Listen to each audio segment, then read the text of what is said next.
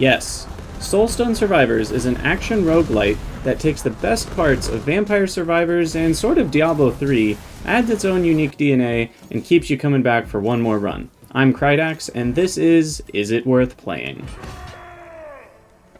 Soulstone Survivors is an early access title released on Steam on November 7th of 2022. As of December of 2022, the game has 92% positive reviews, many of which are implying it's just as good, if not even better, than Vampire Survivors.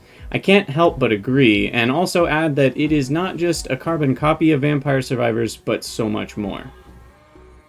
The core gameplay loop consists of choosing a character, choose a map, get to fighting, level up, fight some bosses, level up some more, fight some more, die, spend your resources on the skill tree and at the blacksmith, equip some runes, and repeat. But let's look into it with a bit more detail.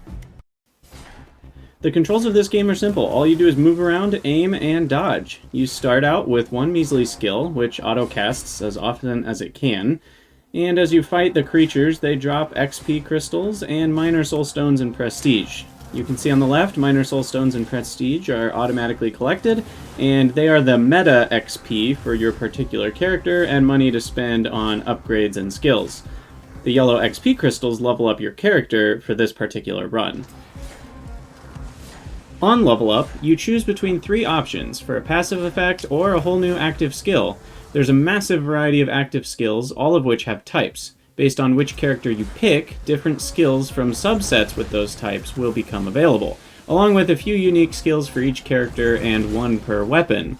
As you pick bonuses, you can improve your cast frequency, area of effect, damage, critical chance, critical damage, move speed, and more, all with no limits. New active skills are offered periodically, and soon your character becomes a whirling dervish of death. There are even bonuses which provide stronger powers to one skill, or even all skills of a particular type. Once you've hit the max of 6 active skills, you're still offered new options for active skills periodically, and you may overwrite older ones you don't like anymore. You can also choose to simply take a passive bonus instead if you like your set of 6. Once you kill a requisite amount of enemies, a boss will spawn, which is a particularly difficult enemy, and they drop a major soulstone upon death, which is also a meta resource that you spend to unlock things.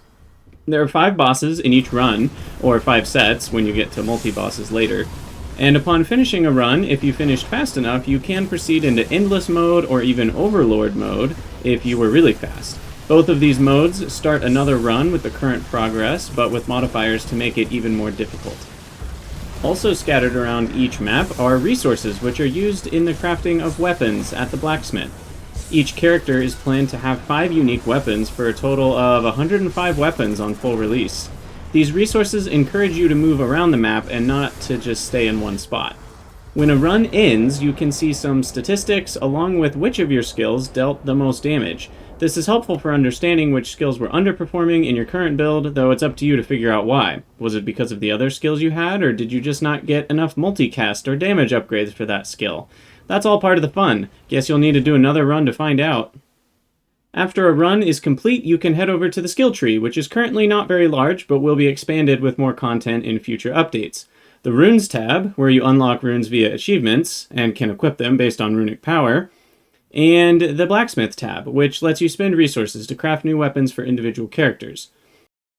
These weapons have different modifiers, as well as a unique starting skill, and even a unique skill that can be found while leveling up. Finally, as you finish levels, you can apply increasing amounts of curses to your runs, making things even more difficult, but also more rewarding. More curses and maps will be available in future updates. Oh, and if you were wondering about the issues with visual acuity, don't worry, the devs got you covered. You can decrease the opacity of special effects in the graphics menu so that you can stay focused on dodging enemy attacks. You can also turn them all the way down to 0 if you want, but I think this looks a little weird. To summarize, Soulstone Survivors is an incredible take on the genre. All of the fun that you can imagine distilled down into the perfect game. The devs are very active, and I have no doubt they will continue to provide great content into the future.